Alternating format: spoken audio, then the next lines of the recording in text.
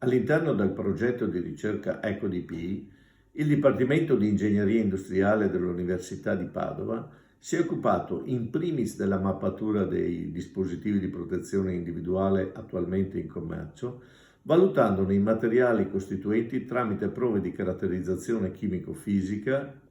quali ad esempio spettroscopia infrarossa trasformata di Fourier, analisi termiche differenziali e analisi termogravimetriche.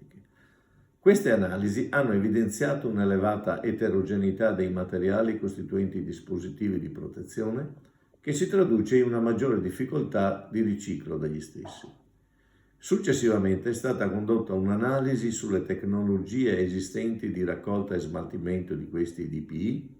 a fine vita, sulle normative in relazione ad essi e sulle quantità di rifiuti da DPI divisi per macro categorie, quali ad esempio mascherine, guanti, camici, copricalzari, eccetera.